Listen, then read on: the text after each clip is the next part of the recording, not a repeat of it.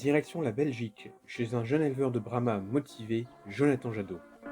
Hum, Moi j'imagine qu'on va commencer certainement par le comment et pourquoi j'ai commencé la Brahma. Tout simplement en fait quand on a acheté la maison ici, j'avais toujours voulu avoir des poules. En fait ça date déjà de la famille, je crois que c'est dans le sang. Mes parents ont toujours eu des poules.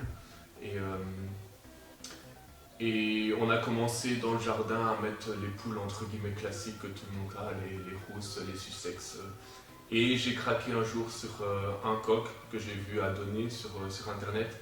Et voilà, c'était un coq Brahma. Alors qu'est-ce que j'ai aimé? C'était surtout le côté impressionnant, chic. Voilà, c'est très calme, c'est très posé, ça a de l'élégance. Et je trouvais que voilà, dans le jardin, ça apportait un petit plus. Je suis d'un tempérament à vouloir toujours en savoir plus, à m'intéresser sur les choses, à connaître une race quand je m'intéresse à une race. Et donc je me suis un peu informé sur les couleurs qui existaient sur cette race-là. Et je suis tombé sur quelqu'un qui élevait le PMD et l'Isabelle Maillet. Euh, et voilà, je me suis pris d'affinité pour cette couleur justement gris perle maillé, où je trouvais que ça amenait de nouveau un petit côté élégant, un côté chic, ce gris voilà, dans le jardin, je trouvais ça sympa. Et donc voilà, d'année en année, j'ai essayé d'évoluer. Alors j'ai commencé les expositions parce que je suis d'un tempérament euh, assez compétiteur, mais aussi j'aime avoir cet apport de jugement pour pouvoir faire mieux l'année prochaine. Et donc je me suis dit, ok, il y a le côté compétiteur au niveau des expositions, mais il y a le côté, tiens, un juge prend en sélection ton animal, te décrit les défauts, les souhaits, les qualités, ce qui te permet d'évoluer et de te dire au niveau de la reproduction, tiens, je vais mettre cet animal-là avec un certain animal pour justement essayer d'équilibrer les défauts qu'il pourrait y avoir. Et donc c'est ce côté-là qui m'a plu dans les expositions.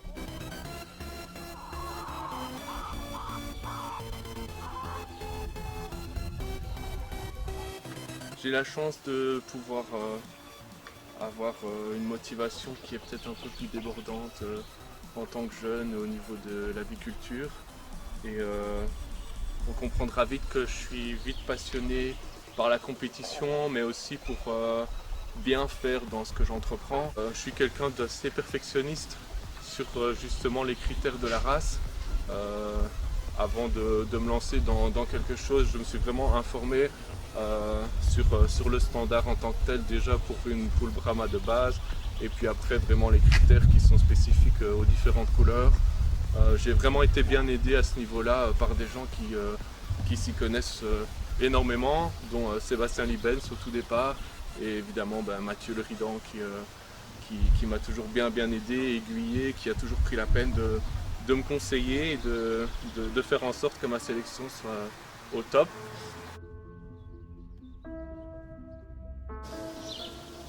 Pour avoir des sujets qui rentrent dans le standard, je pense que, en tout cas pour moi, le critère le plus important, c'est la ligne de dos. Entre guillemets, je me suis toujours imaginé une poule, ça doit rentrer dans un cube, une poule Brahma. Donc il faut vraiment une ligne de dos à hauteur de sa tête, quelque chose de bien rond, voilà, qui rentre. On imagine un cube, il faut que ça rentre dedans. Donc ça c'est vraiment le critère le plus important pour moi. Et le critère qui m'a donné le plus d'efforts et de difficultés, c'est surtout sur la qualité de la crête. Des Brahmas, on en voit un peu partout. Et finalement, des bonnes Brahmas qui rentrent dans des caractéristiques vraiment du standard, c'est vraiment compliqué à trouver. Les Brahmas, finalement, on en trouve vraiment beaucoup, mais est-ce qu'on peut parler de bonne qualité sur les trois quarts des Brahmas qu'on voit? Malheureusement, non. Les gens sont vite satisfaits parce que oui, c'est une poule qui est volumineuse, qui a de la grâce, mais si on va chercher un peu plus loin que justement ce côté volumineux, euh, eh bien, on n'en trouve pas beaucoup de bonne qualité. C'est une poule qui demande vraiment beaucoup d'efforts et qui est certes jolie, mais voilà, il faut une implication à 100% et une passion que j'espère avoir encore des années. Jonathan, un jeune éleveur motivé qui privilégie un élevage de plein air dans un bel espace entretenu et agréable, ainsi que les discussions et le partage avec d'autres amis éleveurs. J'ai toujours eu la chance d'avoir mon petit collègue ici, Nathan, qui m'a toujours bien aidé pour l'entretien des poules. Toujours l'occasion de la voir quand on doit vacciner, vermifuger, où il faut courir après toutes les poules. On a commencé aussi la Brahma, plus dans le noir et le bleu. Et voilà, j'essaye de lui donner pas mal de conseils sur la façon d'élever. En tout cas sur ma façon d'élever, qui est parfois peut-être un peu différente par rapport à d'autres éleveurs.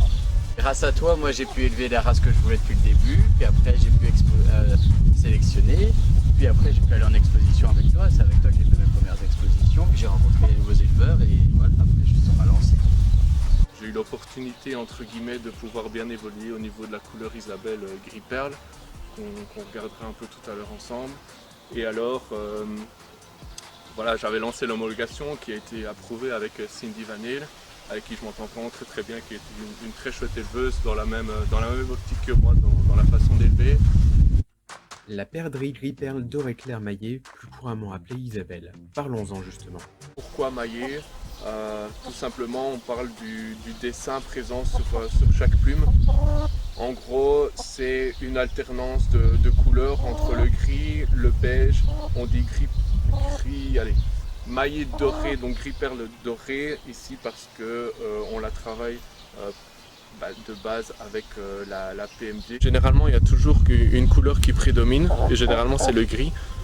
Je pense en tout cas avoir assez travaillé au niveau de ma sélection pour pouvoir justement voir une amélioration, que ce soit au niveau de la morphologie, au niveau finalement du gabarit, parce qu'on part de sujets qui de base ont été travaillés en naine et au fur et à mesure des années où on a couplé avec le PMD pour justement essayer d'avoir quelque chose de massif et qu'on puisse le dire, enfin on est sur de la grande race en Isabelle maillée. Oui, donc au niveau de la qualité du maillage, de la morphologie, au niveau du gabarit, effectivement j'ai bien l'impression d'avoir évolué sur les quelques années où j'ai élevé. Pour une jeune qui n'a pas encore mué, je dois t'avouer que le traçage est déjà pas mal. J'ai eu un petit coup de cœur sur la cailloutée. Et voilà, on s'est lancé le challenge avec plusieurs éleveurs, dont Gunther et Nathan, sur l'évolution de cette couleur-là. Et on espère l'approbation de l'homologation qui devrait se faire normalement cette année. Comme Jonathan vient de nous le dire, nouveau défi, nouvelle couleur, la noire cailloutée blanc. Les cailloutés ont pris vite en masse et en largeur de dos comme ça, tu vois. Que eux ils prennent vraiment très fort en taille et puis seulement là tu reviens dans un mois et demi, tu les reconnais plus, hein, ils vont être aussi larges que mes cailloutés. Non, franchement cette année je suis assez content.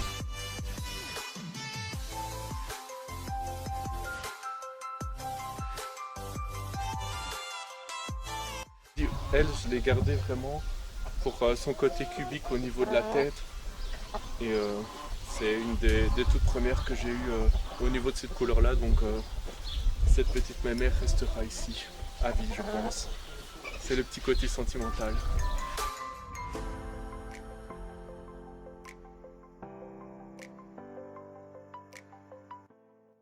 Je mise plus sur on va dire la qualité et pas la quantité. La principale difficulté sur l'élevage de la Brahma, c'est justement la croissance de la bête. C'est une croissance lente, ça demande beaucoup d'énergie et beaucoup d'attention. Pourquoi croissance lente? Voilà, ça demande pas mal d'apports protéinés par exemple pour une croissance où on peut avoir un sujet fini. C'est quelque chose, voilà, c'est un animal qui est massif, qui a une croissance qui se développe sur plusieurs mois. Voilà, si on veut une belle taille, un beau volume, ça demande une alimentation qui est adaptée.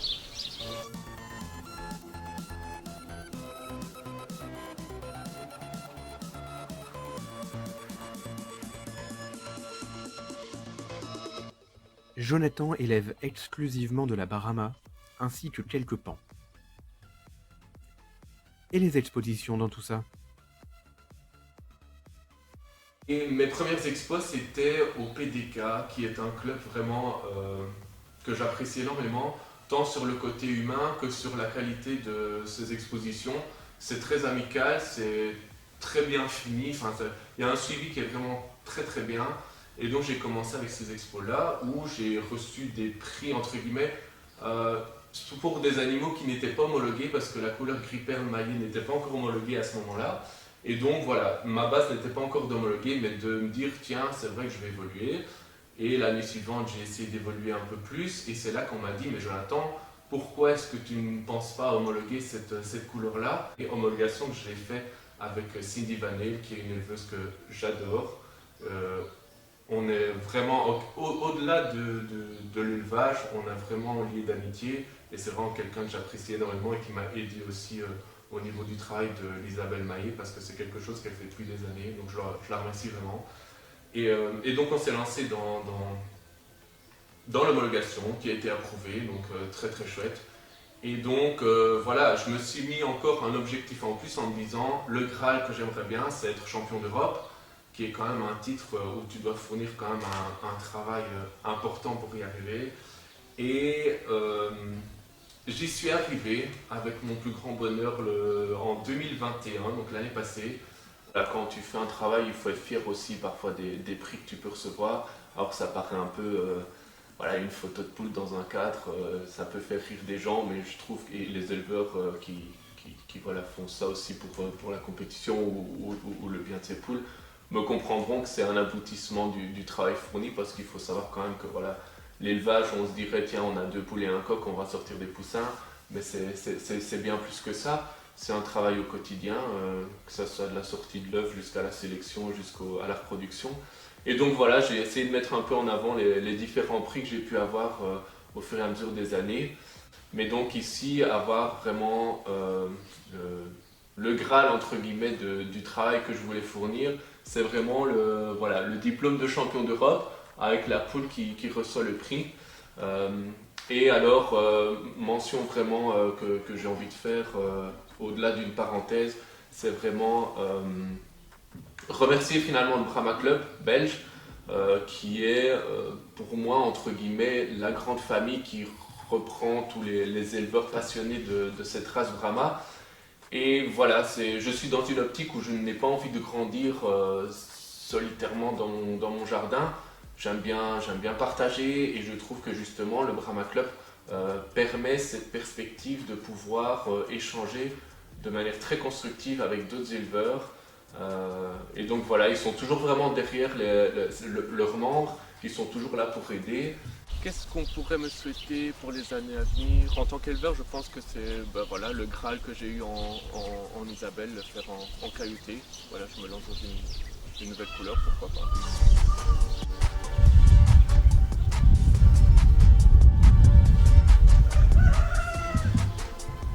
J'ai vraiment l'impression qu'on est plus une famille avicole.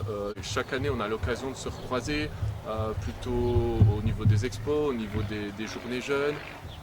On a même fait déjà des barbecues ensemble, et c'est toujours gai d'échanger. Et c'est ça que je voulais vraiment dire, c'est que la motivation, elle est là chaque année, parce que forcément, il y a la qualité des poules, du travail, mais en plus, il y a le côté humain, où au final, je suis toujours vraiment content. C'est des personnes que je ne croise quasiment pas sur une année, mais on se croise toujours en fin d'année. On est toujours content de discuter, on est toujours content de montrer ces sujets. Et voilà, il y a vraiment une relation qui s'est faite, et ça motive chaque année à recroiser les gens, et du coup refaire les expos d'année en année. Voilà.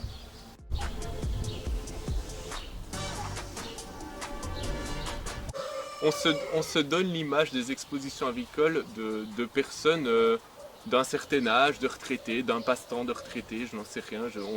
On nous bloque sur une case, alors qu'en fait pas du tout. J'ai eu la chance de croiser des gens de mon âge et bien plus jeunes, qui sont vraiment motivés et passionnés. Et j'ai juste envie de dire aux jeunes de vivre sa passion à 100%, et surtout de ne pas avoir peur de montrer que finalement l'élevage de poules, ce n'est pas dédié aux personnes d'un certain âge. Peu importe l'âge, la passion elle est là et vivez-la à 100%. Un grand merci à Jonathan pour son accueil et pour son dynamisme qu'il transmet avec passion.